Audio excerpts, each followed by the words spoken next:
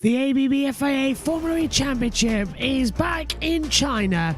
After yesterday's fantastic, thrilling race, we're back for round 12 of the season. Let's head down to the pit lane and Radzi for all the latest news. There, that having their home E-Prix here in China and here in Shanghai. But reason number two, that man there, Dan Ticktum, possibly could a shock be in the offing, finished second in FP3. Cast your mind back to Mazzano, finished just off the podium there. If we were to ask Vernon Kay, the Formula E legend, who's going to win the race, he would say without a shadow of a doubt, that man there, Dan Ticktum. So could the stars be aligning for something incredible? And could something incredible happen in qualifying? It already essentially has. Cast your mind back 24 hours. Mitch Evans, Ollie Rowland in the duels were separated by 1/1000th of a second. Now, to put that into real money, if there's an average speed here of 100 kilometers per hour spread over this 3-kilometer track, that means in time trials they were separated by less than 3 centimeters. Incredible. And talking about qualifying, the way it works is very simple. We love it, the best qualifying format in all of motorsport. We split the group straight down the middle, A and B. On the left, the odd numbers in terms of championship standings. On the right, the even numbers. B are very much the even numbers, and they're the ones, I would call it the group of death, the one you'd want to look out for there. We can see the skyline of Shanghai looking absolutely stunning, but all eyes will be very much on the track here. And as we can see the names, the riders and the names picking up there. Antonio Felix da Costa, will he respond to the controversy he had last night? What about John-Eric Verneman, who loves finishing on pole as he did yesterday? Mitch Evans, what a brilliant performance. This is such a tough one to predict. Definitely looking forward to Group B, and then it'll be into duels. It'll be head-to-head, knockout, one-on-one format, quarterfinals, then semi-finals, then final. 3 points on the line and an awful lot of entertainment, Nikki. And we love entertainment. Thank you so much for that update, Radzi. Yeah, the big question is who will be on pole? But before we look ahead, I just want to quickly cast our minds back to what happened yesterday, because a couple of drivers got penalties, a couple of drivers were under investigation. Now, there was one penalty, Antonio Felix da Costa, a 5-second penalty, which seemed a little harsh. Let's take a look at the moment that he had with Jean-Eric Verne. So you can see the final corner, there was a bit of a mess ahead of him. And then as he comes out on the exit, he just walks slowly over to the exit curb and he just pushes Jean-Eric Verne off. We can see on board with Jean-Eric, he had nowhere to go, he's on the grass. He didn't lose too much, but I feel like the penalty was quite harsh for Antonio there. Yeah, because of course the cars finished so close together. 5 seconds meant he moved from 5th down to 16th. So lost quite a few points there. Also, of course, Pascal Wehrlein was under investigation. Billy, talk us through that moment. Yeah, it all kicked off on the last lap in the last few corners. Actually, what Pascal was investigated for was a few laps before that in the final phase of the race. You can see Pascal trying to go around the outside of Mitch Evans. He then cuts across the grass, squeezes Mitch Evans on the apex of the last corner and keeps the position. So technically, you're looking at gaining an advantage whilst off the circuit. That's what he was investigated for. The stewards decided not to act or not to intervene, but it was a tricky one, James. Finally balanced that. I'm not sure that's the right decision from the stewards there because, you know, he clearly was behind going into the corner and he came out in front and was leading the race. Not sure they got that one right. Well, hopefully no penalties will happen in today's race. But first, before they race, they must qualify. So let's find out who will get those 3 points for pole position here in Shanghai. Let's go down to our commentator, Tom Brooks.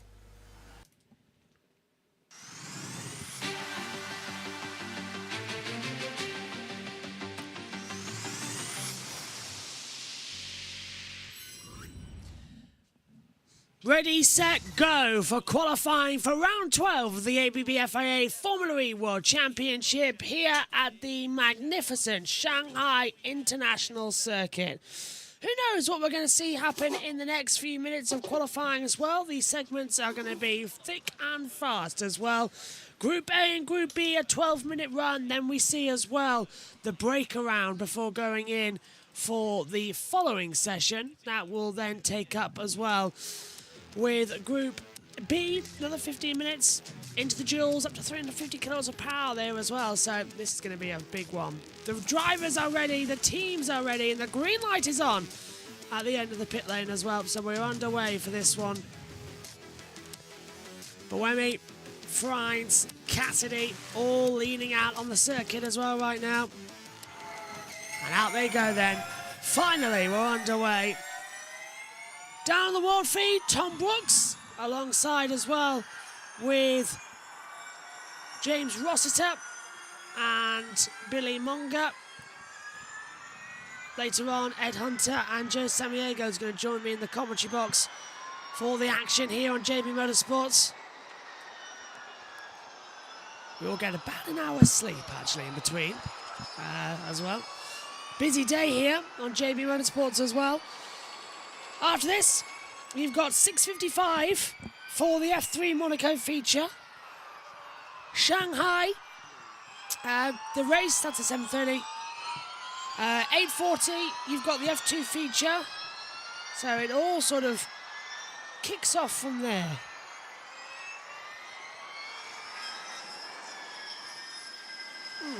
Oh yeah. It's a long old day. Hello SHT, in the YouTube chat. Let's check in with Tom Brooks, shall we, as we're underway with this session? Tricky circumstances last night. I'm sure the team and Nick have patched things up if there was any sort of breakdown in terms of their relationship. But now the focus is on the driving, on qualifying. And like I say, yes, they didn't quite go to plan for him, but I think today he's going to be a man on a mission, James. Yeah, definitely. I think also, you know, looking at this Group A, it looks much easier than the group that Nick Cassidy was in, where he finished 5th and got knocked out of this phase of qualifying yesterday. So I think he's going to be quite relieved the fact that it looks a little bit easier for him in this group.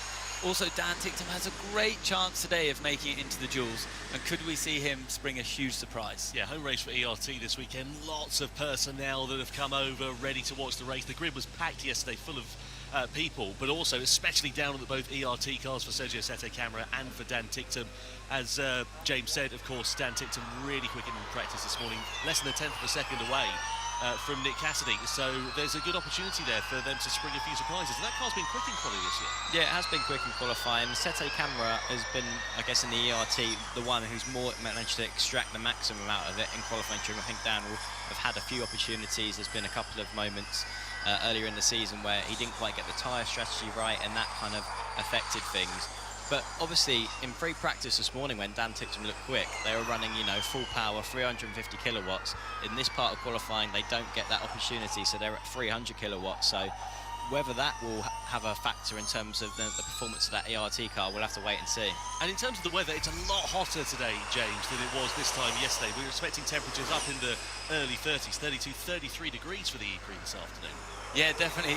The sun came out after free practice 3 this morning, and it is really hot out there in the pit lane. And it's going to be a huge challenge for these drivers to make the tyres last an entire lap. Cassidy radio? Yeah, he is 5 seconds behind you. So double push, double push. Double push, double push. There's some really annoying buzzing on the world feed. That thankfully isn't there when we turn our headsets up. So sorry about that, everyone. Can't wait for the main MotoGP race. Later, it's going to be absolutely chaos after what happened in the Tissot sprint yesterday. It really is. There's so much to do, and oh my, there really is so much to do in MotoGP. The race live later, of course. We're not showing the warm-up live this weekend because Megan and also we need rest to do it all, because it looks like we're going to have a delay to Indy 500 coverage as well, with rain delays being put out. Looks like we won't start the Indy 500 until 6 p.m. Eastern, which is 1 p.m. Eastern, which is 6 p.m. British Summer Time. So we're going to have to change a lot as we get our first times on the board. Van Dorn, 1:14.793. Jeruvela puts it up to second, and there's a double yellow at turn 1. Can't see why. Jeruvela was in that section of the track, unless he's spun. Let's say Cassidy's radio. Yeah. Take the other tyres out. We're way too hot, man. And that's exactly.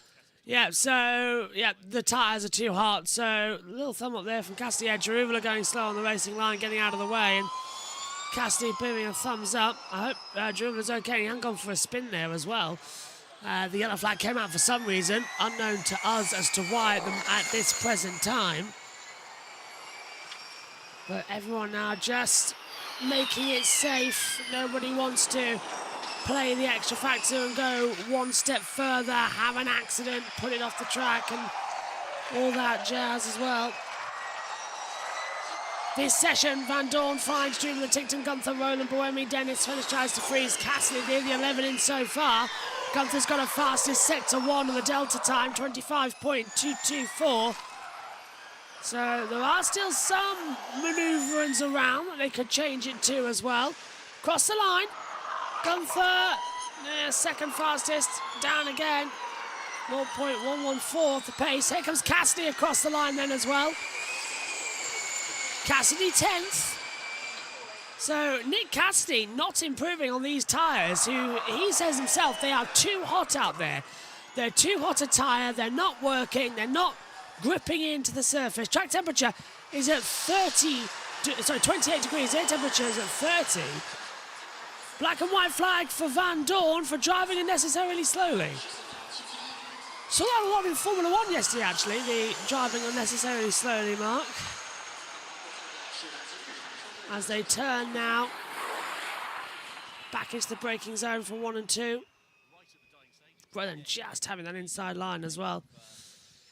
Keeping it as close as he can and as efficient as he can as well into the right parts of the circuit.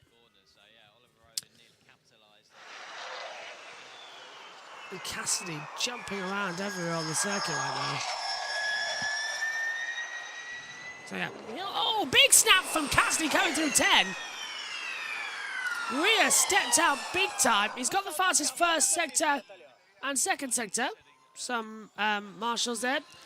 Despite the fastest first 2 sectors, Cassidy has decided to box as well as everybody else there on the field. So that's an average road feed. As he knows the times there, he's going to have another shot to get this one done. Clearly he's got the pace inside the car, and I think with his cooler tyres, I think if he knew that that time was going to be P1, I think he might have stayed out. Let's have a look at Ticton here. It doesn't make sense though, because the tyres are in a good window. I don't know, it must be the car, because I don't know, mate. It feels like the grip's better on the second lap. So complaining about overheating of tyres, but did he get impeded here by Max Gunther? You can see Max looking in the mirror here as he slowed over to the pit entry. No, he didn't get impeded. But I think one of the things that for a driver you can feel, took a lot of curb there, is that, you know, sometimes when the front tyres are in, the car feels in a better window, but maybe the rear tyres aren't giving you quite the same amount of traction and lateral load, peak lateral load. So there's Dan saying, well, the tyres feel like they're in the right window. The question is the front axle and rear axle both in the right window at the same time?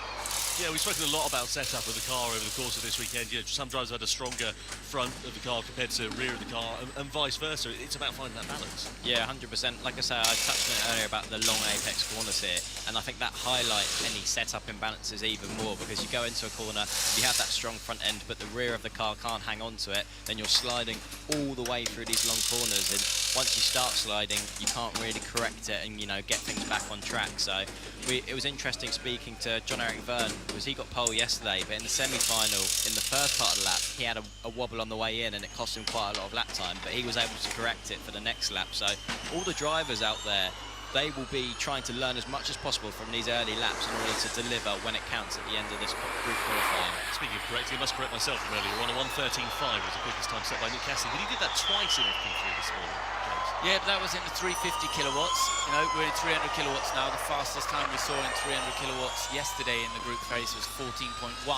So it is half a second a lap slower. I do think that's down to the sun being out today, which probably is making the track significantly hotter than we saw yesterday when we had the overcast conditions. Yeah, sun certainly has got his hat on at this point. Just under 3 minutes left of the session. Down in towards turn 6 we go. Sasha Fenestraz needs a good weekend. Last he was in qualifying yesterday. His teammate Roland, as we know, has been exceptional so far this season. It has not been a brilliant 2024 so far for the French-Argentine driver, and he needs a good performance, as I said, with 5 races left this season.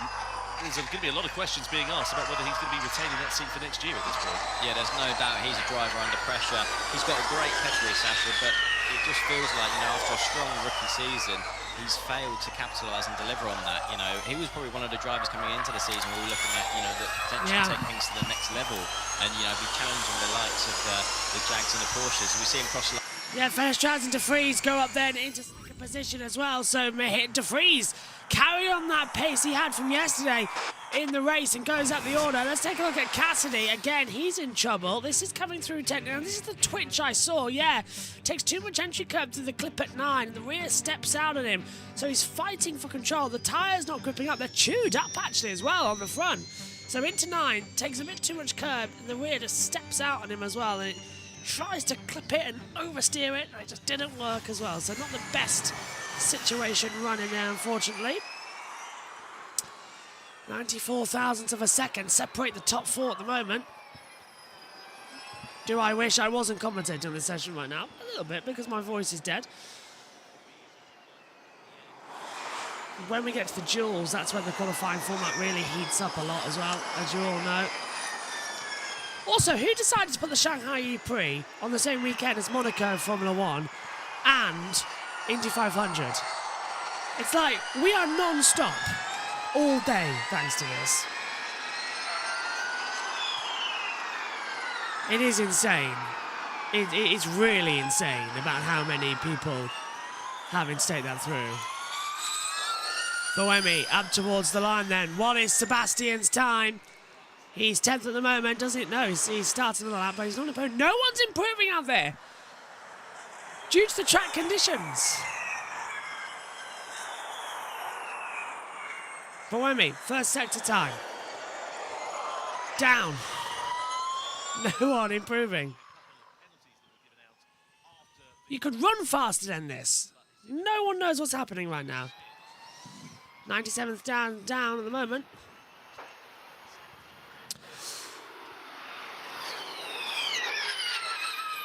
Who do you think is going to win the MotoGP later? Marc Marquez. Got a feeling there. Check out the warm-up, really. Boemi looking strong. Gunther is in an interesting position through turn 7. He's fighting for control, and he's up by 24 thousandths of a second as well as the checker flags at this stage of the session. So they are finding it. Roland top, 1:14.629.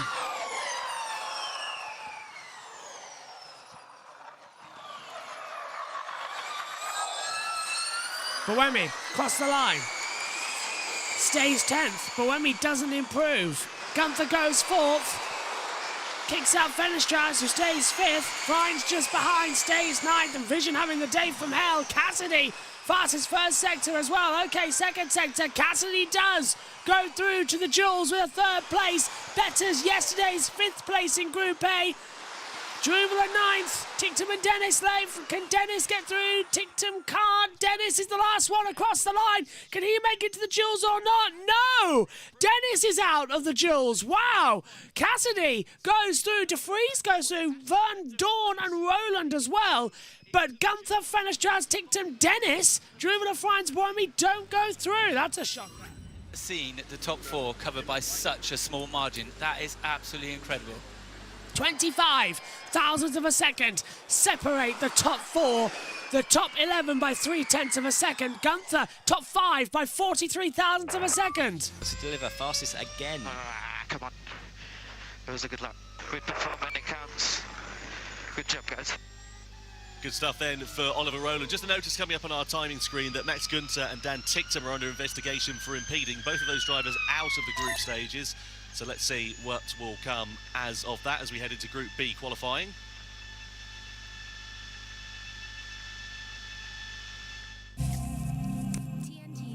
Oh, they've gone for an ad break really quickly. Okay. Didn't expect that, to be fair. I thought they might change it, not go quickly, just change it back later. But okay, no, straight to an ad break. There you go. Always the way these days. As they come through. So, Gunther and Ticktum are under investigation. That is the truth. I wonder if that's going to play a factor in anything as we get ready for Group B to head out there on the circuit. Group B will see Verline, Evans, Vern, Da Costa, Bird, Hughes, Nato, Muller, Sete Kamara, as well as Mortara, Degrassi, and, well, that's it, in the top 11. So that's who you're going to see out there on the circuit in the next run around, aren't they, on the track? As we wait to see. Vries coming alive this weekend, says SHT as well. Nice to see him on the board in the driver standings too. Yeah, De Vries getting some points yesterday, of course, with an 8th place finish. First point of the season. About time as well, I can tell you. I wonder what Gunther and Tictum are going to give then if they're both under investigation. Will they have their lap times deleted? Tictum, well, neither got through, did they? Well, did they get that? I can't remember. Yeah, I wonder if they'll have their lap times deleted by the stewards or not. If that's a worry that they're going to think about. They could start 21st and 22nd on the grid. If they get grid penalties and they were impeding. Replay not working there on the timing tower. Yeah, voice is not great at the moment if you're wondering why I'm a bit subdued. It's that type of day where the voice just doesn't want to work. It hurts a little bit more than anybody thinks. But that's always the way. Okay, let's head back over to the world feed then. Tom Brooks, as we get ready for the green light to go on in about 25 seconds' time. Ready for Group B to head out to the circuit. Let's head back to the world feed. So we're ready to go then for Group B qualifying here in Shanghai for round 12. It's Pascal Wehrlein, Mitch Evans, Jean-Éric Vergne, Antonio Felix da Costa. Just a few names that are in this one. There's a raft of talent as there is in Formula E, but this one, we saw, 25,000 separating 4 drivers making it into the duels. This could be even tighter by all my reckoning. When you think the session can't get any closer in Formula E, that's when they surprise you, and that's when it does get even closer. So, yeah, 2.5 hundredths of a second is nothing. Honestly, it's so hard to describe how small of a margin that is in terms of, distance on the race circuit, from everyone crossing the line on their qualifying laps. It's next to nothing. And as a driver, you just know that there was that difference in your lap. You can think about probably 3 or 4 things, Billy, where you just know, if I'd just done this perfectly, if I'd just turned in a little bit earlier, if I'd just picked up the throttle a little bit earlier, that lap time was there. Oh, 100%. One little snap probably is those couple of hundredths that we're talking about. So, yeah, incredibly tight, and all the drivers that are on the wrong side of that margin will be kicking themselves. Let's have a listen in here. Just caught the end of that conversation there with Ollie Rowland, having a quick chat with his race engineer. So that's tyre preparation they're talking about there. It's which of these sets is going to cool down the right amount, because you want the tyres to be in the right window for the duels later. So Group B lineup then as we get ready for this one. Pascal Wehrlein, Mitch Evans, Jean-Éric Vergne, pole sitter from yesterday, Antonio Felix da Costa, Sam Burton, Jake Hughes, the Neon McLaren duo, Norman Nato, who got into the duels again yesterday, as well as Nico Müller, Sergio Sette Camara, Eder Mortara, Lucas Di Grassi, all in this group. Looking forward to seeing what these 11 drivers are going to be able to do. Of course, they'll know what the track is like because they've just seen people like this man going out and putting in good lap times. Yeah, they know the track's in a good place. They'll know that the end of the session is where the fastest lap times are likely to come. So again, it just reiterates the fact that this is a close qualifying session, and they need to have the car in the right window and be confident with what they've got underneath them when it comes down to crunch time. So down the start-finish straight we go. Mitch Evans, Antonio Felix da Costa, Pascal Wehrlein beginning their first laps in this session. 300 kilowatts of power for these drivers in the group stages, to remind you. Very, very fine margins we've seen in Formula E this weekend at this 3-kilometre long Shanghai circuit. Our first visit here, or our first return to China since Sanya in 2019. Of course, this is the country where Formula E began back in 2014 as well, when we kicked off what has been a global revolution in motorsport in Beijing. But now here at this historic circuit, which has played host to Formula 1 events over the years, and the World Endurance Championship. A lot of drivers have got a wealth of experience here, including the likes of Antonio Felix da Costa. Of course, he's raced here in WEC over the years as well for Porsche. This year, solely focused on his Formula E campaign, and he's having something of a bit of a swan song to the end of his season, fresh off the back of that victory in Berlin. Yeah, he is indeed. Obviously, he'll be gutted with the situation yesterday of getting that post-race penalty, dropping himself outside of the points. He was, I think, a little bit frustrated with the situation he's found himself in at Porsche, where because of his slow start to the season and Pascal Wehrlein's strong start to the season, he's found himself as a bit of a rear gunner there, James, hasn't he? Yeah, I think a little bit of that was slow start to the season, but also having that win taken away from him in Misano really knocked some of the wind out of his sails. I mean, he's won 2 races on the road. You know, the question is, can he add a 3rd one later on this season? Well, we just saw Sergio Camara's teammate Dan Ticton not making it through into the dual stages. He was really quick in FP3 this morning. Opportunity now beckons for Sergio Camara, and the pressure's on his shoulders to try and deliver at ERT's home race. Yeah, it shows that, you know, there is a difference in with the track temperatures increasing, that free practice 3 times aren't everything to go off. You know, we've seen people make mistakes in qualifying already in the Group A, and it's about, you know, getting it right at the right time. As Jake Hughes goes to the top of the timesheets, he has been quick in qualifying trim. Jake Hughes, it is clear to see, obviously getting that pole position in Misano too. For him, he'll be hoping to, you know, put a whole, you know, day together and not only be quick in qualifying, but he needs big points, really, Jake Hughes. He's a driver that there's an element of pressure on, considering the debut of Taylor Barnard and how he was able to, you know, deliver some point scoring finishes for McLaren. Yeah, absolutely right. It's still the first podium eluding Jake Hughes at this stage, and now in his 2nd season of Formula E, and you're completely spot on with what you say about Taylor Barnard and the emphatic debut he had with points in Berlin a fortnight ago. Da Costa, top of the pile then, with Hughes in 2nd, Evans in 3rd, and Sergio Camara in 4th place. With the dust being kicked up there by Jean-Eric Vergne, pole sitter yesterday. The thing is with these double headers, James, we've seen drivers go well on Saturday. That hasn't necessarily translated into speed on Sunday, and vice versa. Well, the problem is, if you do a good job on Saturday and then the weather conditions are different on Sunday, you still have to adapt to the car, you have to make setup changes, you have to do everything. So maybe you were in the sweet spot yesterday, but that sweet spot isn't in the same place. I mean, you've got to go searching for it. And maybe sometimes, you know, if you're on pole, you can have a bit too much comfort. I thought Sector 1 was good, but Sector 2 and 3 bad. Sector 1 was good. Sector 1 is good, mate. We've got it. We just got to keep doing the same thing. I'm finding it really interesting. Sector 1, particularly with, you know, McLaren and their engineers and the drivers, it was something in qualifying yesterday where Jake Hughes was constantly being talked to by his engineer saying, turn 3, and you're losing a 10th of a second, and he kept reiterating that point. So maybe that's just a part of the circuit where McLaren are slightly struggling compared to other cars, and it seems like a conscious thing on their mind that, you know, they want to know how they're getting on in that part of the lap.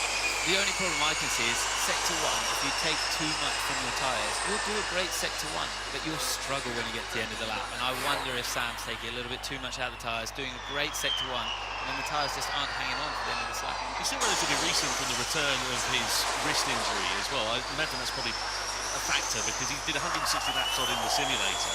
Yesterday he was saying that his hand is still, it's not 100% by any stretch of the imagination, it's still struggling. It's hard to drive these cars when you're at 100%, Tom, let alone when you've got the situation Sam's found himself in with that, you know, damage to his wrist. So it's a tricky one, because as a racing driver, you want to be behind the wheel and driving at every opportunity, and you don't want to be giving opportunities fundamentally to drivers that potentially could take your seat. And with Taylor Barnard delivering how he has, I know that Sam will have had a thought, you know, that potentially that's someone to watch out for. Yeah, CC David Belucas. James, what did you say? So we just saw Sam really struggling in the last part of the lap, and then we saw his teammate Jake Hughes, nice clean last sector, jump straight to the top of the tyres. So down and towards the right-hander of turn 10 we go. There is Norman Nato, Mitch Evans. Now all the drivers are going to come back into the pit lane, get a new set of boots on the car. Verline's in the pits. He's down in 11th place at the moment, so he needs a strong lap. The problem is he's under pressure, like we saw with Nick Cassidy a few minutes ago in Group A. It's interesting, the two championship, you know, protagonists, 1st and 2nd in the championship, are the ones that in the early stages of qualifying are struggling the most. You know, both of them are currently, well, Nick Cassidy was 11th, managed to deliver on that final lap. Pascal Verline will be hoping it's not all down to the final lap, that he puts himself in the same position where if he makes a mistake, it could be, you know, a tricky start in terms of his day and positioning himself for the race later on today. Yeah, we saw Vergne kicking up a bit of dust, and that was why, just clattering over the curbs at turn 11. Let's have a look as the driver's eye view. So he's going into turn 10, clips the grass, turn 11. Oh, that'll send your fillings out of your back of your teeth, I reckon. You could really hear that, couldn't you, over the curb? It really sounded aggressive, and like the car took a huge bit of force going up. You could see he's being very aggressive with his curb usage, and he lands sort of on top of the curb. He takes off on the initial part of it and then lands at the bottom of the car on the second half of the curb. Well, straight off to the chiropractor after this session then for Jean-Eric Vergne. Sits in 6th fastest at the moment. Gap's relatively large compared to what we've seen further down the order, but there's still a few minutes remaining of this session, and I'm sure plenty of opportunity. Now you can see the drivers in the garage. This is Nico Müller. He's been the standout performer at Apps Cupra this year. Of course, a new dawn beckons for them with the Lola Yamaha partnership going into season 11 next year. So Porsche sent Pascal straight out there, no time wasted whatsoever to try and get his lap in. They don't want to leave this to chance, you know, as Billy touched on. Nick Cassidy left himself under a lot of pressure. We heard from Nick, he was really struggling to make sure that he did that lap with the right amount of pushing, you know, conservative, delivering the lap, making sure he made it into groups, and now Pascal, huge pressure on him and Porsche to get the job done. It's so hard to deliver a lap when you're, worried about making a mistake. If you're not driving at 100% as a racing driver, sometimes it's easy to make mistakes, James, isn't it? Because, you're overthinking in situations, maybe easing the braking point back a metre, all of a sudden that changes the behaviour of the car when you get to the apex. Well, speaking of the apex, Vergne just missing it by a fraction into turn 10. This lap's not good enough. He's 2.5 tenths off in sector 1. So Vergne needs a bit of a scorcher. 2.5 minutes left of this session, so there's a good opportunity for him to try and improve as we look at that driver's eye view through turn 8 into turn 9. But you can see him fighting away at the wheel. It's like the car's just not in the right operating window at the moment. It doesn't look nice to drive out there for Pascal Vergne. He'll need to really try and figure out how to get on top of the balance of his car. What's his curb usage like? A little bit less than what we saw from Jean-Eric Vergne, but still quite aggressive over the curb through 11 as he comes across the line up to 4th, so he is in. The final sector from him was good. For now, but the time needed, as you can see. I don't know what's wrong, but I have so much oversteer, it's incredible. I think that's him really struggling with the rear tyres. I mean, you have to have the front and rear in harmony, and if you don't, you turn into the corner and it just feels like the rear's floating, and then you have no confidence at all to carry the right speed into the high-speed corners. Well, you saw him correcting the car going through those long sweeping corners there. He's like a cheater on an ice rink trying to just get some grip, isn't he, and some rear traction. Yeah, he definitely was struggling with the rear grip, it's fair to say. It'd be interesting to see how he approaches this cool-down lap, because he's going to have an opportunity to cool down the car, and you can do things with your driving style, as we see his teammate Da Costa go to the top of the timesheets. This is a replay of him coming through the last couple of corners. He keeps it clean. He stayed off the curb there in turn 10, monsters the curb in 11, but he's lined up perfectly for the final corner in 12. He's driving perfectly. He's a man on a mission today, Da Costa. Well, let's see what Da Costa is able to deliver. Norman Nato currently out of the duels. A minute just over left of this session, and opportunity beckons for some drivers. Big hitters at the moment. Norman Nato, Jean-Eric Vergne, pole sitter from yesterday. He'll be able to put in a strong performance. And Sam Bird, he will not be happy with 10th quickest in qualifying as it stands. He's some half a second away. And now the drivers are going to really begin to build themselves up for their one and only final flying lap in this session. Jean-Eric Vergne, he did deliver a personal best in the first sector on this lap, but the middle sector, something's gone on, so he's backed off completely from this lap. So again, he'll find himself in a position similar to Nick Cassidy, where it's a one-lap shootout now. He has to get this lap right. Massive pressure now on Pascal Vergne's shoulders, because I'm sure a few of them have got the potential to take that spot in the duels away from him. That's entirely true as well. 24 seconds left on the clock then as well. We've left the world feed take a couple of it as well so that I can have a voice break, which is going to become so crucial over today, especially as now we're looking like we're going to have a long Indy 500 coming into it as well. Flags out. Who's going to have the best time? Top 4, Da Costa, Hughes, Evans, Vergne. That's who we predict to go through.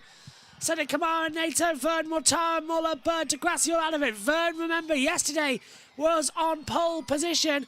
Bird comes across the line, takes a checker flag. Bird goes through, kicks out Vergne. That's a more interesting run around. What about Norman Nato? 15,000 off. Hughes goes top, 1:14.308. Both McLarens are through. Bird, though, is on the cusp of being kicked out. Da Costa looking faster as well. No. Yes, he is faster, but no, he's going to back out of it. Da Costa stays second. Vergne is out. Vergne will not go through. Vergne goes 5th. Nato goes 4th. Out goes Sam Bird. Nato goes through. Evans will stay in 3rd position. Mortara stays in 9th. Sensei Kamara, Muller, and I don't think, what about Jean-Eric Vergne in 8th position? Is Vergne out? Vergne 5th. Vergne out of the duels. Muller goes 9th. Degrassi and Sete Kamara not improving. Degrassi might, 10th only. Sete Kamara goes 8th. Vernon Bird out. Verline out. Sete Kamara, Muller, Degrassi, Mortar, they were expected to be out. Hughes, DaCosta, Evans, NATO through. And what an interesting duel we've got going forward now. The rest of the field. Jake Hughes, he was so unlucky yesterday in the quarterfinals. He came up against Pascal Wehrlein. He actually set the second quickest lap in the quarterfinals, but found himself knocked out. But a good lap today. Yeah, mate, that'll do. That'll do. That'll do. Oh, I love it when you say that. Yeah, cracking effort there from Jake Hughes. You know, he's been really fast this weekend. He needs to put it together now in the duels, and I mean, if he's got that much pace in this car, he's got a great chance to deliver finally a strong race this afternoon. Well, let's see what Jake Hughes is going to be able to do as we head into the quarterfinals, fastest in that session. So the good news is he hasn't gone up against Pascal Wehrlein because he managed to knock him out in Group B. Let's have a look here at Norman Nato making his way through. See him wrenching away at the wheel through the final couple of corners. He's going to run, I think, a little bit wide just on the exit there, but the car not looking too clever through that final sector of the lap. He just about managed to make it through, though. Yeah, he did manage to make it through. He managed to do what his teammate Jake Dennis didn't manage in Group A. So, I mean, that is some promise for Andretti, but it's not been the turnaround they had in Berlin in terms of qualifying. You know, on day one in Berlin, they were nowhere. They managed to get the data from Porsche, make some setup changes, and found themselves first and third on the grid. Obviously, they've got one driver through now to the quarterfinals, but yeah, it hasn't been the turnaround maybe I think a few people were expecting from Andretti. Well, one lap fewer in the race this afternoon as well. We're expecting a faster paced race compared to what we saw yesterday. I mean, you know, away from the lights, it was like watching somebody pull away from a Tesco's car park or something like that. They were taking it so slowly because nobody wanted to lead down towards the first corner.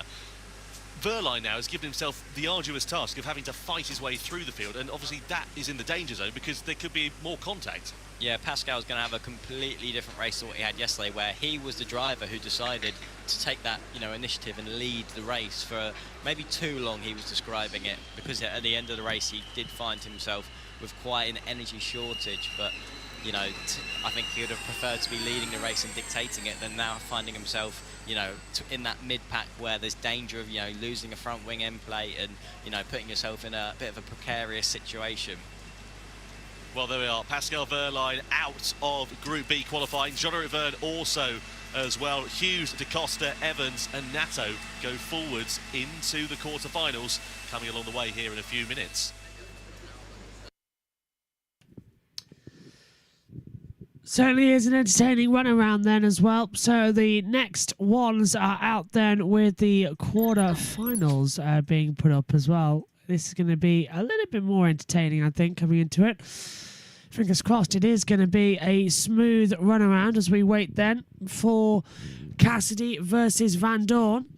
They're first out in the next session according to the computer. Jaguar TCS Racing versus DS Penske. That's going to be the run around that we have on the board. Fingers crossed, it's going to be a nice, easy, well, I don't want to say race, but better, I want to say. I'm just having a look to see if something is actually going to be possible to get some radio during these ad breaks, because then I don't have to talk as much. Let us know where you're watching from, by the way.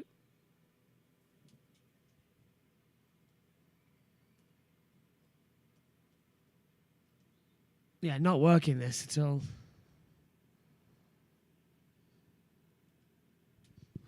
Have anyone else noticed that the shift key doesn't work right?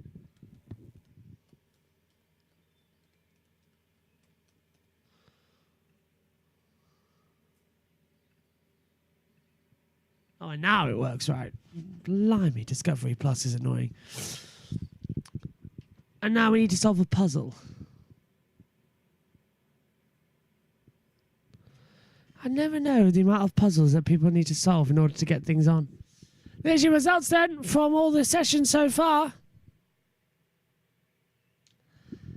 As they're all running in together. Oh, I don't even think that they're there, you know. I think they're showing it with an ad break as well on Discovery Plus. What's the point in that?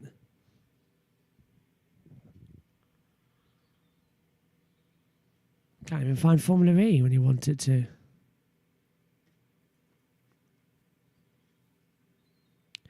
Motorsports, motocross, hockey, Formula E, there we go.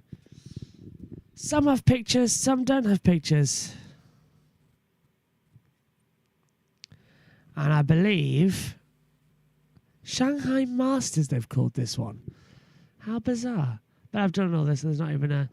I bet it's not... Yeah, still ad breaks. That's insane. Anyway, let's head back to the World Feed as we get ready for the quarterfinals as well. Hand over to Tom Brooks, who's going to hand down to Nikki Shields. TNT sports coverage of the ABB FIA Formula E World Championship. Sponsored by Navuna Vehicle Solutions.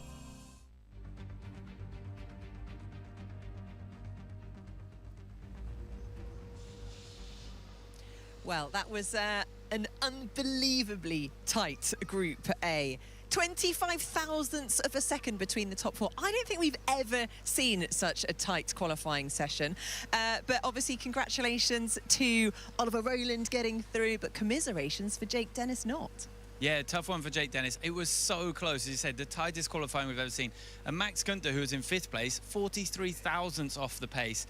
I mean, unbelievably close.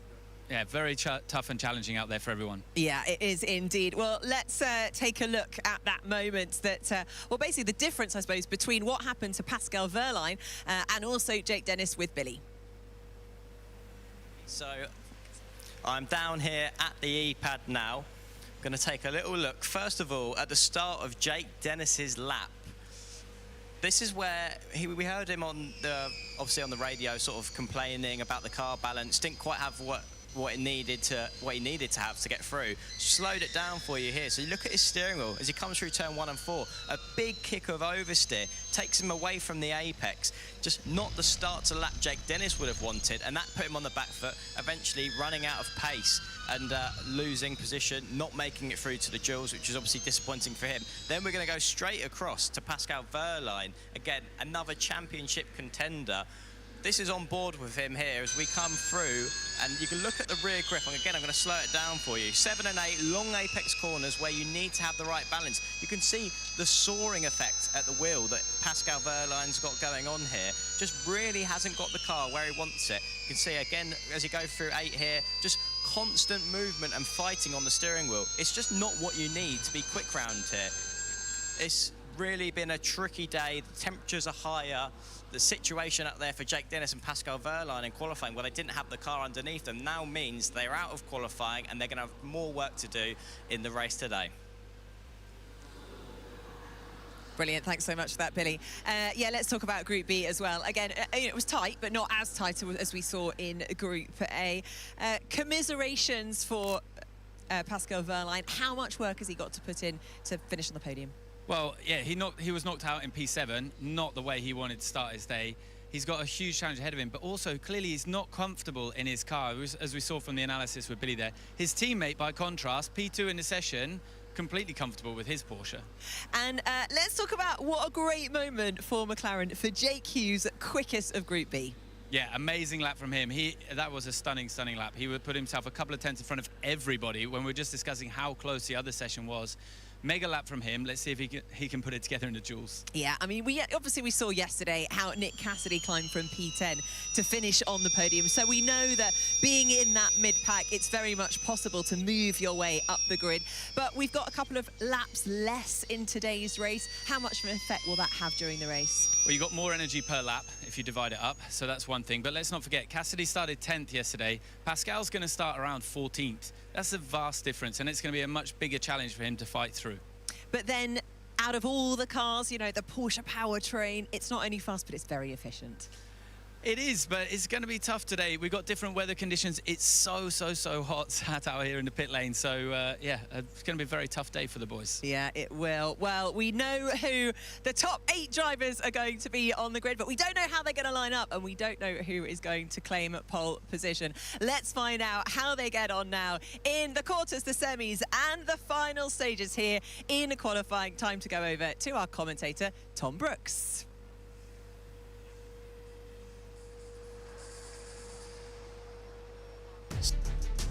So then, ready to go for the quarterfinals for round 12 of the 2024 ABB FIA Formula E World Championship. The 2 group stages are done and dusted. We've got our 8 drivers that are progressing forwards into the quarters. Who will go through into the semis? Who will go through into the finals? Those are the questions. Now we need to find out what the answers will be. Nick Cassidy versus Stoffel van Dorn first of all, as well as Nick de Vries and Oliver Rowland to come. Let's have a look at some highlights though before we get into the duels and have a look at the group stages of qualifying. Group A went out on track and it was so tight in terms of the times. Hot conditions out there and scorching lap times being set by the drivers as well. Just 25 thousandths eventually separating 4 drivers into the duels, Billy. Yeah, absolutely nothing to separate the drivers in the first part of qualifying. They were really, some drivers, fairly unlucky, I think you can say. When you lose it by a few hundredths, you know that there'll be that lap time somewhere around the lap, a little correction that you could have avoided. So that almost makes it harder, Tom, where you know it's so close. Yeah, we saw Gunther, by the way, under investigation for impeding at the end of the session. Likewise, Dan Tictum as well. So we'll bring you any updates that we receive on that throughout the remainder of qualifying. There was a snap of oversteer for Nick Cassidy. He did manage to put a banker lap time in, very luckily at the end of the session, to get himself through. Left a little bit on the table, but you know, he was fortunate there were no yellow flags, nothing getting in his way. Otherwise, he would have been out of qualifying in the Group A stages. We've definitely seen situations where that final lap, you think you're going to have, you know, a clean track, and it doesn't present itself. You have an opportunity where a yellow flag or something like that pops out. So Nick Cassidy, fairly fortunate, I think you can say, to have that situation unfold, have the pressure on his shoulders and still manage to deliver and get through to the duels. Well, speaking of out of qualifying, a couple of big hitters in the group stages include this man here, Jean-Eric Vergne. We just saw Jake Dennis on the screen a few minutes ago in Group A. He was out of qualifying as well, the former championship leader. This is his teammate Norman Nato, who's been on great form this weekend and did manage to progress forwards. Likewise, Antonio Felix da Costa in the Porsche as well. He'll go head-to-head with that man, Mitch Evans. This is Norman Nato completing the lap. The big surprise in Group B qualifying was that Nick de Vries in the Mahindra, first points on the board yesterday, and he's now got a bit of confidence underneath him seemingly as he makes it through into the quarterfinals. Yeah, he's definitely come back with a vengeance from, you know, having, you know, Berlin, you know, not being behind the wheel, coming back after a disappointing start to the season for him. That confidence he's built from yesterday is translated into, you know, getting through to the quarterfinals. Well, let's have a look then. This is the lineup for the quarterfinals. Nick Cassidy versus Stoffel van Dorn, Nick de Vries versus Oliver Rowland, Mitch Evans and Antonio Felix da Costa, Norman Nato and Jake Hughes. Out of the 8 drivers here, only 4 will go forwards into the semis, a further 2 from that into the finals, and that will decide who lines up on the front row of the grid. But of course, we've got to work out in which order that will be. Well, the sunshine is out, conditions are fairly hot. James, you've just been outside. What's it like down on the ground? Is it still as humid as it was earlier? Scorching out there in the pit lane. It is really, really hot. The temperature's increased. The track temperature has come up a lot from yesterday. I mean, I don't know where they're measuring that. That's got to be in the shade because it's definitely hotter than that in the sunshine. 62% humidity as well. Did you put an underlayer on under that shirt? Unfortunately not, no. Oh dear, we're going to have to find another solution for you and see if we can keep the sweat marks away, perhaps. Anywho, on to the duels then. Looking forward to this one. This is Mitch Evans. He'll be out 3rd of the groups with Antonio Felix da Costa, this man here in the Tag Heuer Porsche. Again, not a foregone conclusion, that one, because da Costa has found great form in this second half of the season. Unlucky to pick up that penalty though yesterday. Well, he could pick up the penalty yesterday, but today he could pick up the 3rd victory on the road that he would have had this season. So, man very much in form right now. Oliver Rowland as well. The boy from Barnsley, as we know, imperious form in qualifying throughout the 2024 season, and a good opportunity for him to try and capitalise in that Nissan. And Nick de Vries, his first appearance in the duels for Mahindra. Nick de Vries has found himself in a position by getting through the group stage of qualifying. He's got nothing to lose, and although he's coming up against Oliver Rowland, we saw how tight the margins were in group qualifying. So for me, it's still all to play for. I don't think any of those quarterfinals, it's a foregone conclusion about who's going to make it through. Quarterfinal 1 then, Nick Cassidy versus Stoffel Vandoorne. 84% reckon it's going to go the way of the Kiwi in the Jaguar. But we know that DS Penske's been pretty handy so far this year, so we'll see what happens. 350 kilowatts of power now for the drivers, a further 50 kilowatts compared to what we had in the group stages. So a bit more go underneath your right foot, but of course you've got to adjust your driving style with that. You're arriving into the heavy braking zones that bit faster. Well, you're also putting a lot more load through the rear tyres. You've got more power, so you're going to accelerate more, you're going to stress the rear tyres more, and in these hotter conditions, it's going to be really critical to keep the rear tyres hanging on for the end of the lap. For me, I think this is the most unknown part of qualifying.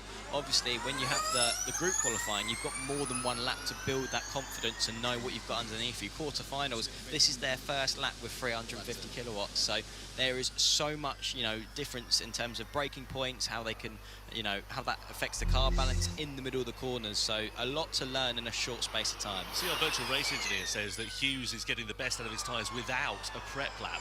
He's in them into the right operating window, so that sets him up quite nicely for the duels. And I suppose, well, the teams will have now seen that graphic, so they'll know that they can try and do the same.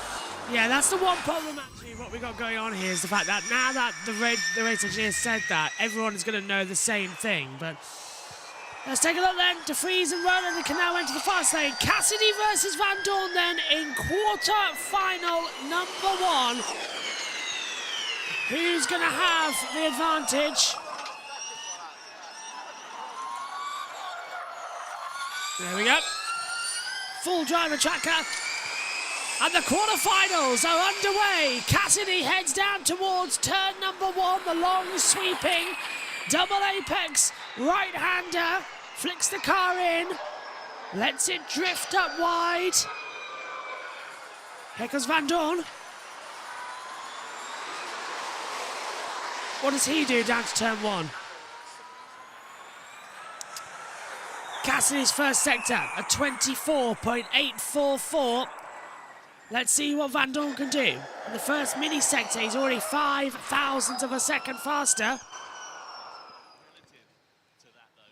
Vandoorne is 24.908, so Cassidy is a 10th up at the moment on Vandoorne as he's through the second sector cross point now. Timing screens have glitched.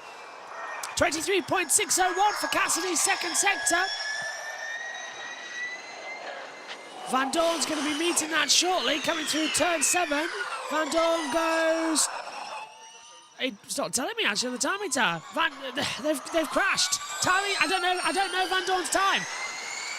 Cross the line. Cassidy's a 1:13.672. So that's Cassidy's time. Vandoorne might be there, but the timing screens have crashed. They're not working. As you can see yourself, it says Vandoorne is catching. We're yet to have the official confirmation across the line. Who's fastest? It's very close though. 13 to 6 thousandths of a second. And it's Vandoorne. Vandoorne goes through by 6 thousandths of a second. Stoffel Vandoorne beats Cassidy to the semi-finals by 6 thousandths of a second. Wow! The semi-finals. You can see Cassidy had a bit of a wobble through turn 9. He lost the rear a little bit, and I wonder if that just put him a little bit less confidence going into the final 3 corners. And Vandoorne nailed it perfectly. He took the right amount of curb, jumped all over the grass in turn 11. Absolutely nailed that last sector. Impressive stuff from Stoffel. Well, not the qualifying that Nick Cassidy wanted. 2 titans going at it, one competing for the title, one a former world champion. And it is the former world champion who knocks out the man who wants to try and claim that crown at the end of this year. Quarterfinal 2, Nick De Vries versus Oliver Rowland. 86% reckon it will go the way of Rowland. Given his form in qualifying so far this year, you'd be hard to bet against that. Here comes De Vries and Rowland, and the timing screens have crashed. Timing screens have completely crashed up here in the commentary box. Across all systems. They're stuck on Cassidy and Vandoorne. So we'll stay with this monitor as it'll give you the best information on the blog as to what is happening out there. Now, we're not even getting the sector times up here at the moment in the commentary box, so it's really poor information. Rowland's 36 thousandths ahead of De Vries. That's this group then. De Vries and Rowland as they come into it. I even think the blog's out. I think everything has crashed from Formula E.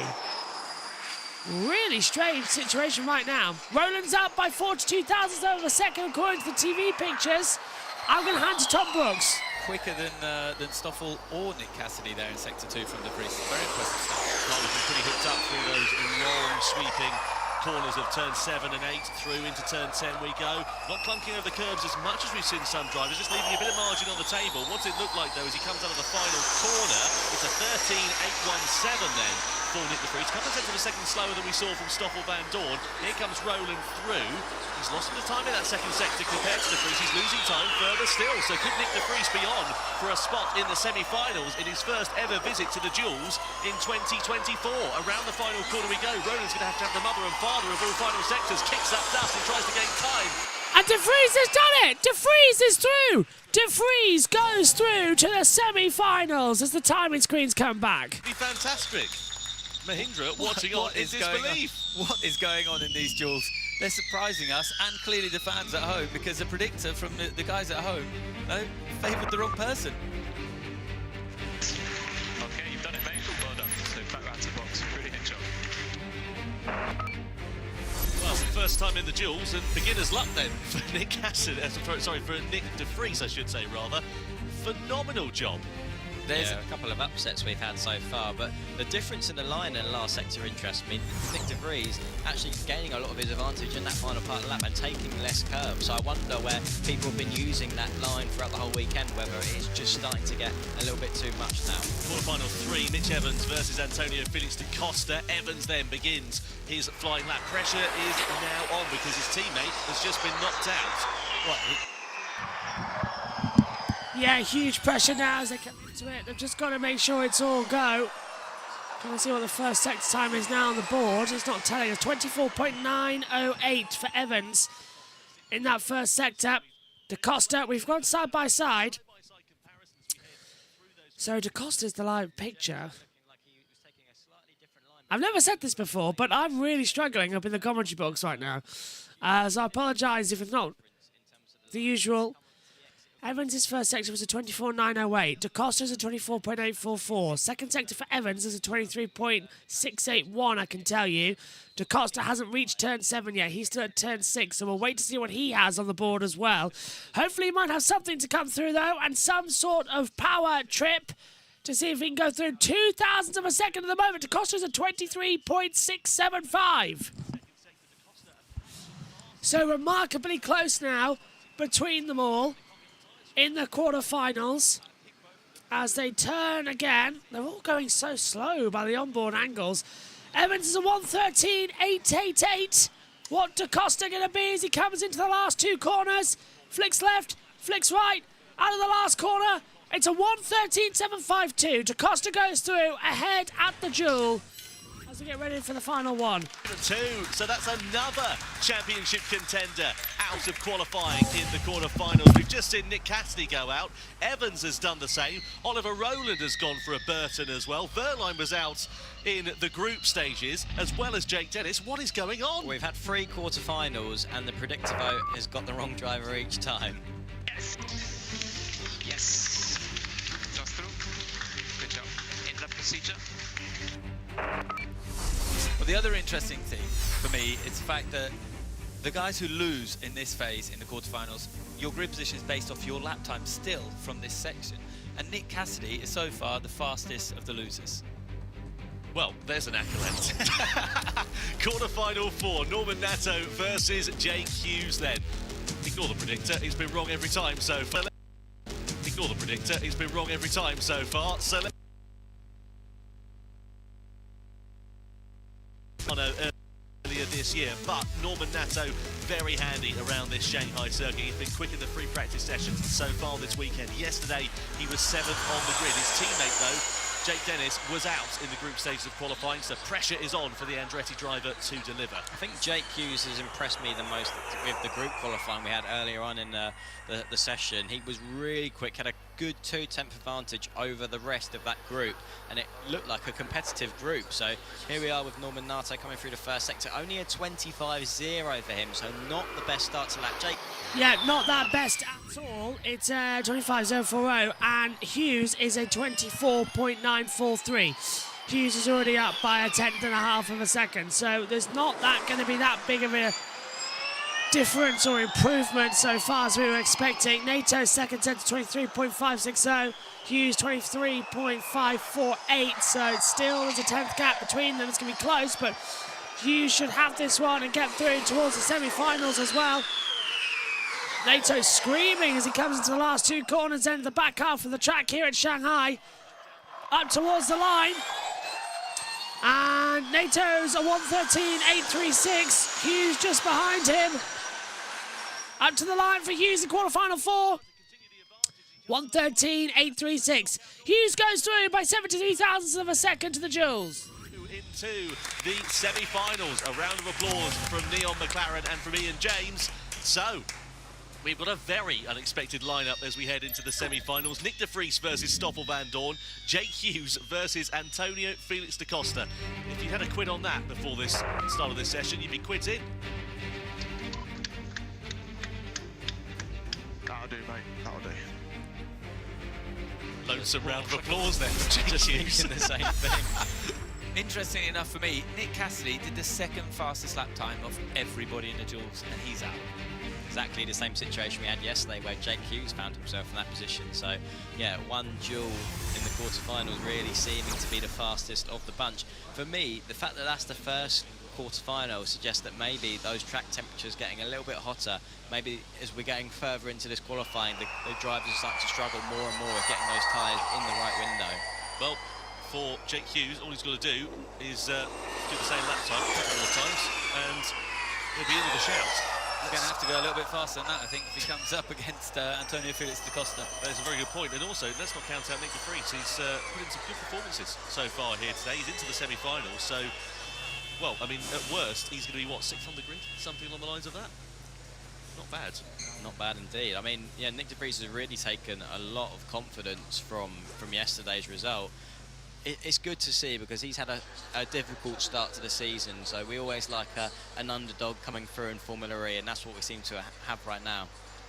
Yeah, it's the final sector where a lot of drivers have been struggling. Nick Cassidy saying that, you know, he's left a little bit on the table in that final sector as well, so I wonder whether some other drivers have been struggling with that a little bit more than we were anticipating. We look here at Jake Hughes now into the weighbridge. It's interesting, he's been sent to the weighbridge quite a few times actually during the group stages of qualifying. I was talking to him in Mazzano before he got pole position, and he said the problem is I was on a flying lap, I got sent into the weighbridge, it cost me about 2 or 3 minutes there, and then he only got one flying lap in at the end of the session, which wasn't enough to get the tyres in the window. In the group stage. Yes, that's always the risk. You know, the FIA can pull you in at any time in the group sessions and weigh the car just to make sure it's legal.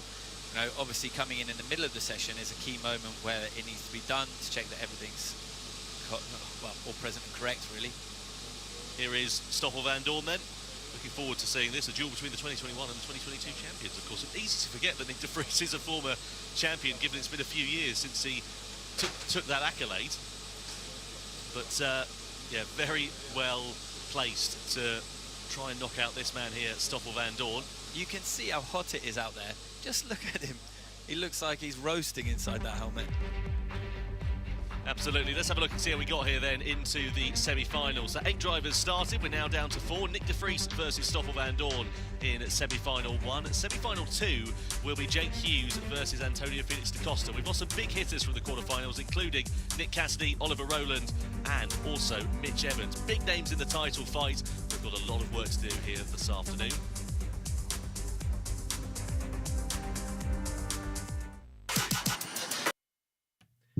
Yeah, I thought they might go for an ad break because they're mean people.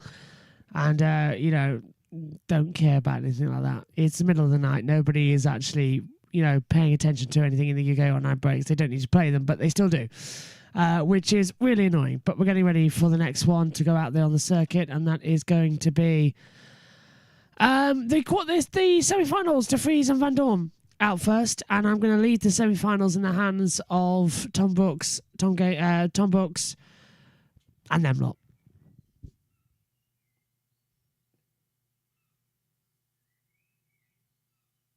It's getting to the time now as well where the car's now just jumping around in the pit lane, waiting to go out on the circuit. Reminder, 6:55, you got Formula 3 in Monaco. 7:30, you got the Shanghai pre-race 2. 8:40, F2 Monaco. 10:55, Porsche Super Cup. 11:15, you got Touring Cars Race 1. 12:55, Catalan Grand Prix on JBMotorsports 2. 1 o'clock Monaco. 2:10, Snetterton Race 2 as well.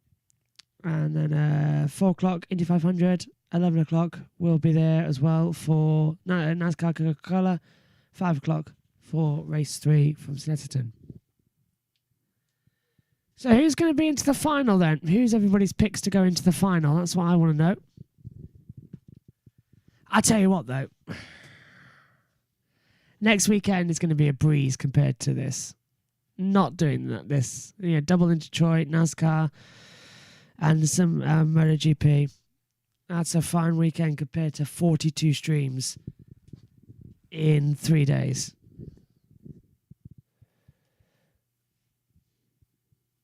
It does get tough, really tough. And when you're on your own in the commentary box as well, no one else around, it does get hard to keep talking, especially when you've got a sore throat. And are tired. Also getting quite angry. I don't know why. It's really weird. The more sleep deprived you get, it's the more angry you get as well. It's like you get frustrated with the littlest things and angry and fed up, and it's really bizarre. Head is killing me, by the way. Like, really hurting. I had sleep, though. I slept. I don't know what's going on. I really don't. It's a strange thing. Anyway, time to go for the semi-finals then and see who's going to do what, where and when. Let's hand back over to the world feed. By Total Energies, the ABB FIA Formula E World Championship, driving innovation in electric mobility. So, Nick De Vries, Stoffel Van Dorn, Jake Hughes and Antonio Felix da Costa ready to go then. This is going to be hugely exciting. Before we get the semi-finals underway, let's head down to Radzi, who's in the pit lane. Radzi, who have you found? In terms of P10 to podium yesterday, could it be business as usual again today? Could be. Just obviously, I think we're one of the cars fighting for pole, and I mean 6 cars have gone through the duels now. I missed out on my duel by 0.006, but I'm second quickest out of the 6 cars that's gone through. So it's the tough part about the duels. Yeah, I could have easily seen Stoff versus me in the final. Unlucky to face him in the quarter. Thank you for your time, mate. Good luck. Ollie Rowland, we now officially call you the king of the climb. No duels coming into China, and then 2 for 2. Good one-lap pace? Yeah, good. We struggled a little bit more today with the slipperier conditions. The track's quite a lot slower than yesterday, but yeah, good result. A bit disappointed there not to make it through. I think we chose the wrong strategy with the tyres, but yeah, we'll see later on. How good is it to be Ollie Rowland right now? As in, this time last year, you weren't in Formula E, and here you are, competing for the podium in the World Championship race.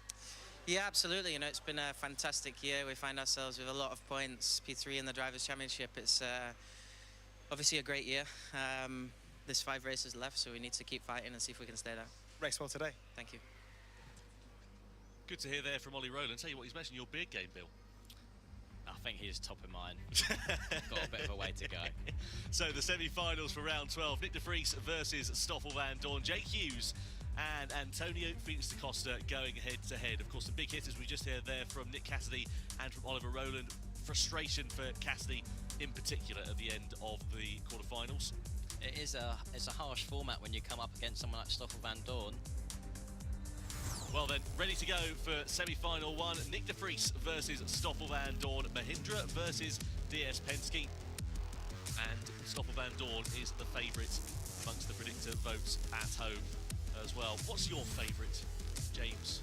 I would really like to see Nick De Vries deliver here. We saw him set the best Sector 2 of anybody in the quarterfinals. Clearly he's looking after his tyres a little bit in Sector 1 because he was a little bit down in Sector 1. Hopefully he can find the balance and put together all 3 sectors and deliver a shock result really here and knock Stoffel Van Dorn out. So out of the pit lane come the two drivers then. Well, out comes Nick de Vries first of all, and then of course we'll get Stoffel Van Dorn. Van Dorn's won his last 3 semi-final dual appearances, so the momentum is with him. De Vries, of course, seeking to put Mahindra in the dual finals for a second consecutive race weekend when we saw Mortara get onto pole position back in Berlin a fortnight ago. It's interesting, comparing to where we were at in FP3, Nick de Vries, 18th. He was in FP3. Obviously, those conditions have changed significantly to where we are, where it's just got hotter and hotter basically throughout the day. And you could hear Oliver Rowland mentioning the fact that, you know, it just feels slippery out there. There's too much rubber going down, too much heat, the tyres are getting cooked, and it just means that the surface temperature's too high. You're not getting any grip out of them at the minute. That's why the lap times are dropping off as we get into really the hottest part of the day. Just saw inside the Mahindra garage there, Fred Bertrand with the Barnet and the glasses, Jeremy Lançon with the fair hair, and you worked with him, of course, at Maserati last year. He's made the move over to Mahindra this year. Seems to be working well. Yeah, working very well. Jeremy is an incredible engineer. He's, you know, he's been engineer of the year a couple of times in Formula E. Super talented and knowledgeable man, and clearly he's doing his best to turn around Mahindra's fortunes. You know, Edo Mortara's already had a pole position. Let's see if Nick de Vries can get one as well. Well, he comes across the timing line then to begin his one and only flying lap in the dual stages. Stoffel Van Dorn a little bit of a way down the road. In towards the first corner we go. Harrying the car through there is Nick de Vries. And here is Stoffel Van Dorn ready to begin his flying lap in this session. 350 kilowatts of power, just to remind you. We've seen drivers fighting on the ragged edge of adhesion. We've slowed the 2 laps down here, so we've got a side-by-side comparison going through to the first corner. Tighter line there for Van Dorn on the right-hand side. So yeah, it's a super long corner, isn't it? But it's interesting to see how there are different approaches you can take, James, there. So when you've got this low grip situation, the shorter distance is always going to be faster. So I quite like what Stoffel's doing in that corner. And it seems to be working. If we look at the first sector times, over, well, nearly 2/10 of seconds, the advantage Van Dorn's got in the first part of the lap. Down in towards the braking zone of turn 6, all looking okay for both drivers. Slightly deep there actually for Stoffel Van Dorn. That might cost him a little bit of time.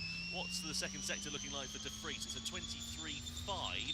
Van Dorn's coming away down the road, so he'll be ready to come through it in a few moments' time. It's 23.6 for Van Dorn, so he's a 10th of a second shy of him at the moment as we go through turn 8. Again, a tighter line there for de Vries, but a snap of oversteer as we come through into 9. Final sector now awaits. Van Dorn building on the advantages that he's built over Nick de Vries as we come through to the final few corners. And again, more rear instability there for Nick de Vries. So Van Dorn has had a good lap time here. Is he going to be enough to knock out Nick de Vries? It certainly is. 0.2 of a second, and Van Dorn goes through into the finals then. He knocks out the Mahindra driver in the semi-finals. It's interesting, touching on the lap times, in the quarter-finals, Van Dorn was nearly 0.2 of a second faster than what he's just delivered in the semi-finals. The track is really tricky to drive. It just looked, when we were on the onboards there, that the drivers were really driving underneath the limit to get round. Good job, dude, good job.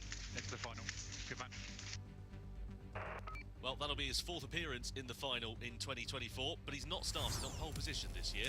Over to semi-final 2 then. Jake Hughes versus Antonio Felix da Costa. McLaren versus Tag Heuer Porsche. Pretty close in terms of the predictor, and I reckon this one is going to be a lot tighter in terms of the gap between the two. All of a sudden, things aren't so straightforward on those predictor votes. People are maybe hedging their bets a little bit.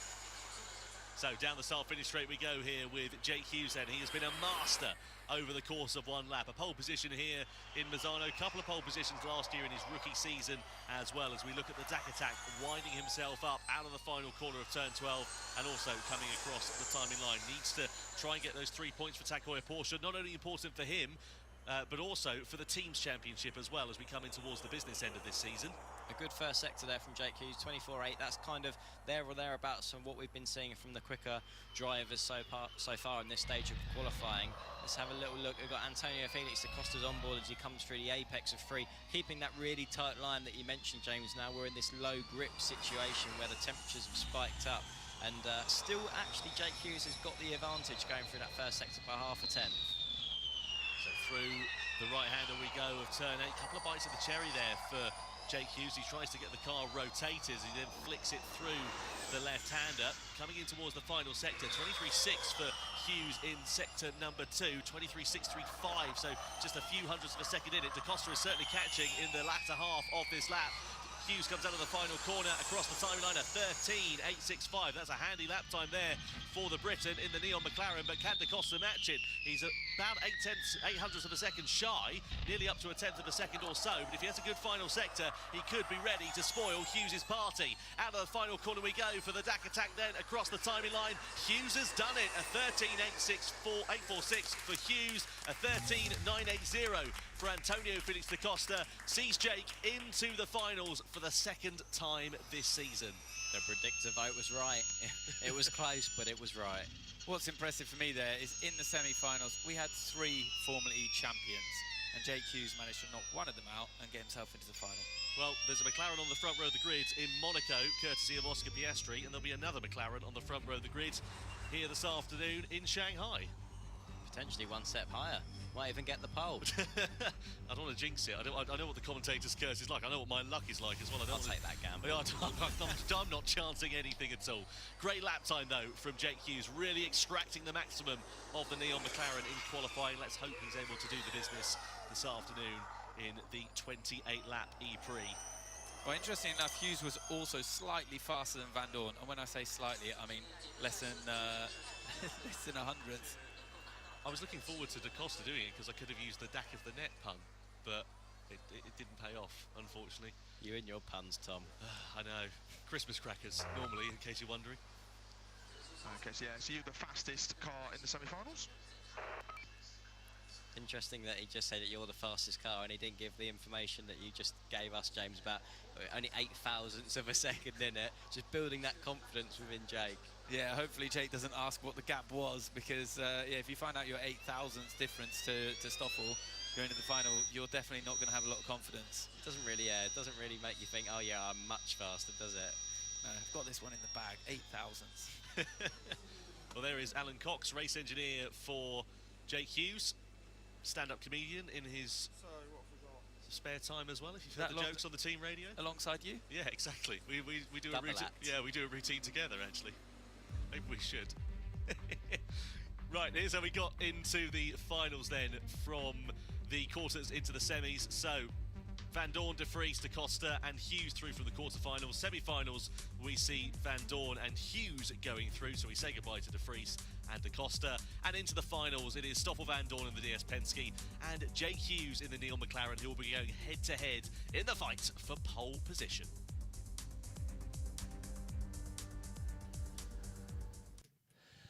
What a fantastic as well that was. Semi-finals, now we're into the final. Van Dorn versus Hughes.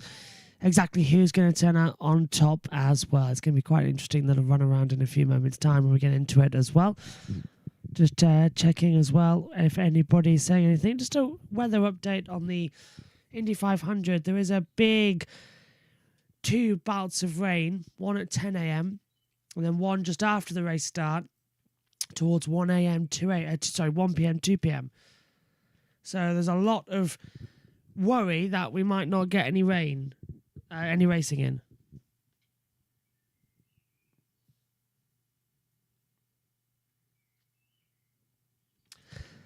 Just taking a look as well to see if anybody said anything on Twitter. Nobody has. Is everybody still asleep? Honestly, I do wonder why we do these ones sometimes.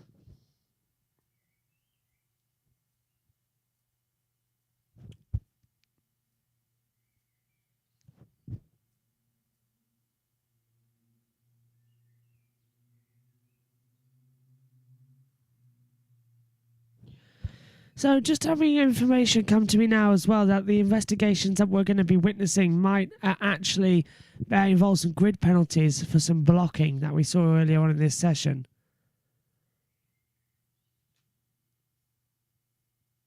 So we'll keep an eye on whether or not we have any penalties that flash up.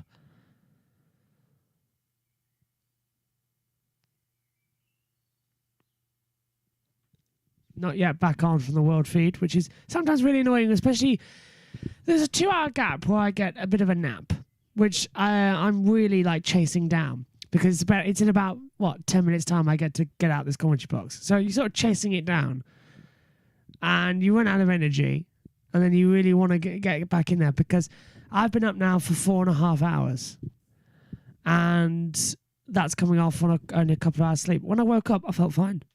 I felt absolutely fine when I woke up. And then it gets to you. So a little bit of sleep, trust me, will do the world of good. Then we just got to worry about the rest of the day. It is going to be insane.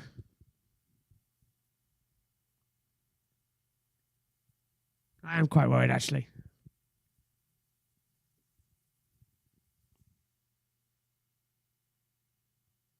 MotoGP is going to be fun when I'm completely on my own.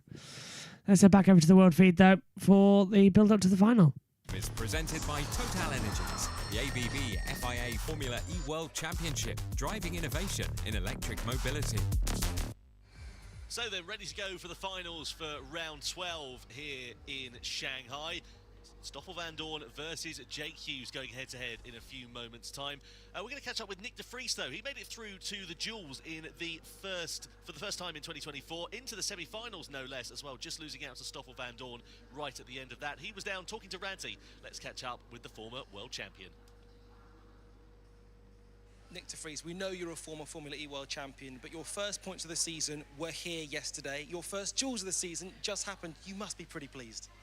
Yeah, certainly. It's nice to give something back to the team after, I would say a tough start to the season. Obviously, we knew that it was always going to be difficult, but yeah, it took a bit of time, and I'm very happy that we're on the right track and getting some reward and also confirmation that we're on the right track. Of course, you know, we have our limitations, but we try to maximize what we have, and I'm pleased to be starting, I think, P4 on the grid today. Thanks for your time. Race well today. Thank you. Well, short in stature, but not short in terms of a result in qualifying for Nick de Vries. Fourth on the grid is where he will line up. Very much looking forward to seeing what the Mahindra driver is going to be able to do from there. As we look at some super slow-mos over the curbs at turn 11.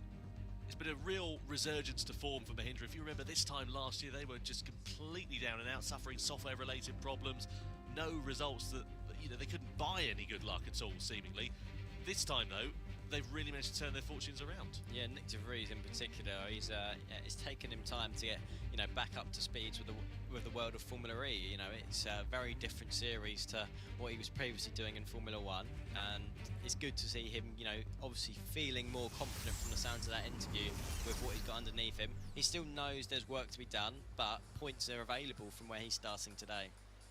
Certainly are. Well, you can see the fans here watching on in Shanghai as the temperature begins to rise, both literally and figuratively. It's getting hotter by the minute here in Shanghai, and it's getting hotter on the circuit as well as we look forward to the duels to get underway for the finals.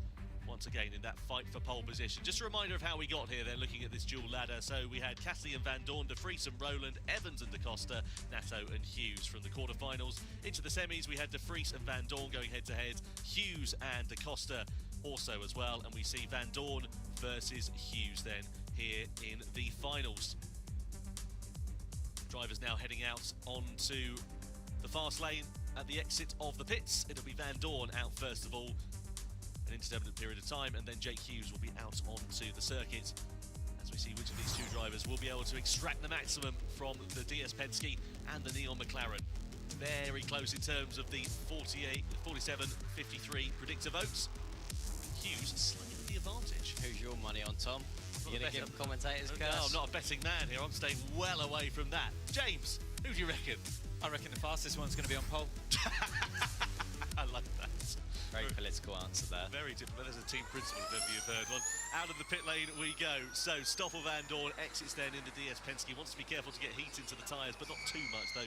Keep them in that right operating window. He's still pushing on and trying to really generate front tyre temperature there going through these sweepers. Yeah, through that long-term one, he's over-slipping the front tyres there to try and generate a bit of surface temperature in the fronts, because obviously the rears, in a heat like this, they'll be up to temperature without really much effort. So that's where the balancing act comes into play. You've got to make sure that the fronts are in line with the rear, so you get a nice balanced car to start the lap with. Yeah, it's interesting to see Jake has a completely different approach here. He just drives out fairly calmly, not slipping the front tyres at all. Stoffel clearly wants his front tyres to be a little bit hotter, and maybe he feels a bit more confident. His car setup is more in line with having those front tyres really nice and hot. So for everyone at home, when you slide those front tyres, you really generate a lot of temperature. That temperature that you build early on that outlap in turn 1 will soak into the bulk of the tyre and be able to give you a bit more grip when you start your flying lap. So here is Stoffel Vandoorne then coming through into the final sector, turns 10, 11 and 12, and he will begin the 3-kilometre climb then as he tries to aim for pole position. Out of the final corner we go for Vandoorne in the DS Penske. What can he do? Will it go the way of the Belgian driver, or will it be Jake Hughes who ends up on pole position? We'll find out in just over a minute's time. Down towards T1 we go. Nice and smooth through there. Looks like the rotation of the car's all good for Vandoorne through the first couple of corners. We now look at Jake Hughes then out of the final turn. Nice clean exit. He heads down towards T1. Yeah, Vandoorne there, it looked like, well, we could see the off-board shots of his car as we now ride on board. He looked like he was taking a tighter line. Let's look what it is like on the onboard. Yeah, tighter line, and Jake Hughes actually probably even tighter than Stoffel Vandoorne. So both of them taking the same approach. Vandoorne having a little wobble there as we go back towards the apex of 2 and now down a big drop. The cameras don't really do it justice on the way into turn 3. Again, both of them taking a tighter line. All looking fairly neat and tidy so far. Stoffel Vandoorne has got the edge though. Vandoorne with the early advantage, as you say, about a tenth of a second or so, but Hughes is catching coming in towards this second sector. Deep on the apex there for turn 6 at Stoffel Vandoorne. So let's see how it looks coming in towards turn 7 and turn 8. This is where we've seen drivers losing time with snaps of oversteer. Hughes is closing still, and he's now ahead of Stoffel Vandoorne in this second sector. This is going to be an almightily close fight for pole position as we come through turn 8 into the left-handed kink of turn 9. Vandoorne under pressure. Hughes building out the advantage, aiming for his second pole position of 2024. Just 2 more corners now remaining as we come through into turn 12. Out of the corner we go, across the timing line. Hughes versus Vandoorne. It's so close, 1,000th of a second in it, and Jake Hughes does it and takes pole position again? by the tightest Wow. margin we've ever seen in Formula E. 1,000th of a second once again. I cannot believe it. Jake Hughes gets pole position once again in Formula E, but he does it by 1,000th of a second. A 1:13.921, a 1:13.922, 1,000th of a second. Are you kidding me in Formula E? Absolutely amazing from Jake Hughes. We thought it was going to be tight, Jake. 1,000th of a second, though. That will do. Once we get it, that felt awful. Well, it's good to know an awful performance to put you on pole. Should have no excuses in the race if he's got pole position with an awful lap. No, we could see, you know, he was clearly struggling towards the end of the lap there with the balance of his car. He did an amazing middle sector, Jake Hughes. That's where he rescued the lap. It was so perfect in the mid sector. We saw, I think, the fastest sector 2 that we've seen in all of the dual phase. So cracking performance from him. Very, very impressive for him to beat, you know, 3 champions. Your dad looks pretty happy.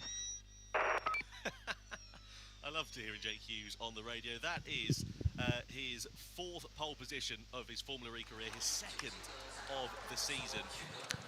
And it's a mighty good performance as well. We will see you then at 7:30 British Summer Time for all the action. Hughes on pole. Join us later for the race. Bye-bye.